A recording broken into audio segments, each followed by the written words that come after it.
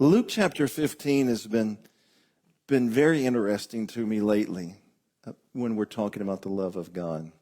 I think it's important that we stay on this track because we're really building some momentum with this. At some point, things are going to tip in our favor, and I'm hoping that TRC will never be the same when that really sinks in. You know that story. We talked about it a whole lot. I'm going to bring some new insight to it, I think, that may help you. I want you to know that when Jesus shows up on the scene, Israel as a nation, as a people, they've been waiting for a couple of thousand years, Layla, for the Messiah. He shows up, and man, they don't even recognize, like they miss him by a mile. Can you imagine what you'd hoped for, what you dreamt about, what you wanted? And then it shows up and you don't even recognize it. You've discounted it because it didn't happen the way you wanted it to. This same situation, we find several of the characters in the Bible. You know, we find John in the same situation. John is, he knew who Christ was, even in his mother's womb. But then later, when it's time for him to depart, he's asking his followers, go ask Jesus if this is the one. It's not like the Hispanic community today when everybody's family member is named Jesus. Of course that's Jesus. You know, they're saying, hey, John, go ask if you're the one. It's not like 872 Davids right there, and is this the one? John must be dealing with something else in his brain at this particular point. He's becoming critical, and he was once the man that told everybody who Jesus was. Now he's asking who Jesus is. Like life and trials, they can really throw us for a loop. John he's really dealing with several things here, guys. One of the things that he's dealing with, is it better I sit down or walk? What do you like better? Okay. Jules thinks that you guys are too tired for me to sit down. Mandy, have you paid attention yet tonight? John he's frustrated. Alexis, all right, I didn't have my glasses on. I got my glasses on now. Yeah, no more worries. She's in the house. Man, I'm going to tell you what, the oldest daughter, I had a shirt on Wednesday night, and it said, ask me for a hug. That beautiful baby, I don't even know their names. She came around the back, and she said, can I have a hug? And I thought, I'm a hugger, but I'm looking for her mom. Her mom's not there. And she says, isn't that what your shirt says? And I said, yeah. And I'm nervous, but I'm wanting when there's other people there. I said, can I have a hug? She came over and gave me the biggest hug. What is that baby's name? Aaliyah? Aaliyah Mona. That is a beautiful, beautiful name for a beautiful girl. I don't have that shirt on tonight, but I'll take one after church if you're still here. That'd make 2 in 1 week. What sweet kids. John's in a tough situation because he's not really keened in on Jesus doing something new. The church has always been like this. Life has always been like this. And now he's doing something new. Jesus is literally doing something new, and John's trying to figure it out. And he doesn't like it. Have you ever had something new happen and you're uncomfortable with it? Church is different now, or whatever it is. Job's different. Family's different. It's just uncomfortable because although you want something to change, that means something has to change. And something has to change, and John wasn't really prepared for what Jesus needed to change. He's been talking to John about it for a while, but John doesn't understand when Jesus is talking about an old wineskin and a new wineskin. John's hoping to hold on to the old wineskin, Lorraine. The old wineskin is Judaism. The old wineskin is just hanging on to the Torah, to the law. And here's John. This is what he's comfortable with. And Jesus is saying, I've got something new to show you. And where John really gets frustrated, Kenya, is John is hoping that Jesus is going to bridge Judaism with something that they're about to call Christianity, which neither one of them was the will of God.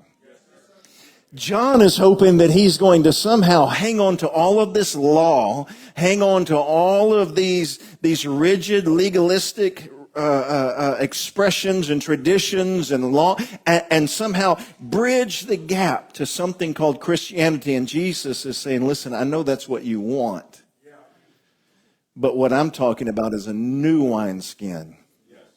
Not the old wineskin. The old wineskin is Judaism. The old wineskin. The new wine into old wineskin? That's a waste of money.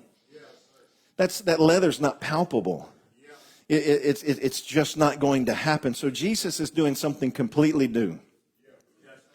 And John's uncomfortable with it. Because the part that John played in the old covenant was amazing. There was no man born of a woman that was as great as John, save he that is least in the kingdom. John is now having to listen to that type of preaching. He was this man on a pedestal, on a mission, so to speak, and now he's in a prison thinking, is this the way it's going to end?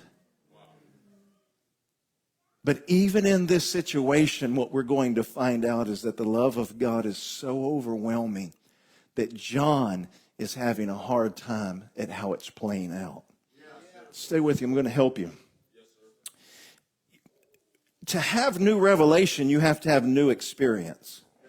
If you want something new to happen, you have to have something new happen. If you want to learn something new, you have to be taught something new. Revelation is supposed to make you a little frustrated when you first get it, especially if it steps on the shoulders of what you used to think was truth. You may be taught one thing when you're in elementary as to how to bandage a wound, but I think once you get into Summer's position and she has seen some type of thoracic surgery and heart transplants, her body's being wide, you probably have a new appreciation for modern medicine, because that little bandage that healed everything that ain't going to work. I know you're Messiah because God showed me when I was in my mother's womb, but like, what part am I going to play in this? And when you don't get to play the main part any longer, John's not going to get to play the main part, but he's going to find out he never was playing the main part. Jesus is going to show him that everything in the law and everything in the prophets, everything from Genesis all the way to Revelation, he's going to show that everything was about Jesus. There was nobody else that was really taking center stage. Adam and Eve, they were never the main thought of God. So it's tough to realize that when you get a revelation, you're actually going to have to let go of some lesser truths. Some of y'all believe that you can't patch up something that God intends to do away with. So what's happening is when Jesus is stepping upon the scene, you ever, back in the day, you had radios where you AM, FM, and you literally turned the dial. You had TVs that had those big ears. And if you did it just right, and if you were really wealthy like us, you had tinfoil you could put on the antennas, and somehow we thought maybe it did. I don't know, but we could get Gilligan's Island with the aluminum foil. Then cable came out. We couldn't afford cable, so we just got more aluminum foil. And that's what the Jews were wanting to do. When Jesus shows up, they don't really believe he's the image of the Father. When Jesus shows up, he's just kind of dialing in this frequency. And what he's doing is he's making the signal more clear so that everybody, Orlando, who has misunderstood who the Father is can now see him in flesh, so to speak. He's not a judge and a jury. He's not angry every day. He's not full of indignation and wanting people to go to battle and wanting people to die. He's the polar opposite of all of that. And here Jesus is dialing in and using the antenna. And he's saying, listen, guys, if you've seen me, you've seen the Father. But how do you look at a Father that's full of love if you're not used to that? Because now he's sitting down with people who are outside of their caste system. He's sitting down with people like Frank and Buddy and Wesley, and he's sitting down with me, and like if you had to pick between me, Buddy, Frank, and these beautiful ladies right here, it'd be pretty easy. I'll tell you, you're probably going to sit with one of them. Well, not Joyce. Joyce still at her age tells you, I'm going to tell you right now, Pastor, Buddy is a blessing in my life. I love that Buddy. Can you imagine? It's hard to hoodwink somebody you live with, so there must be some goodness about this man right here, huh? Is that sweet or what? So here's John, and Jesus is saying, listen, John, if you don't know me, in fact, I'll tell everybody, he says, if you don't know me, you don't know my Father. And the truth is, that's for all of us. Watch this. This sounds simple, but it's not. If you don't, he says, if you've seen him, you've seen the Father. And no man can come to the Father except he draws them. Jesus draws them. And no man can know the Father save they first know the Son. Now look, you know the Son, and we know him as Messiah. And we know him as a lover of people. We know him as somebody that intercedes for us. We know somebody that he'll sit down and touch the untouchable. But in Western cultures, especially in Western churches, we're taught that the Father's standoffish. How about Western Christianity? Oh, he's real far. God is a Father that sticks way back in the back because he's mean and he's mad and he's a judge and he's angry, and at the drop of a dime, he's ready to judge you. That's how we are taught.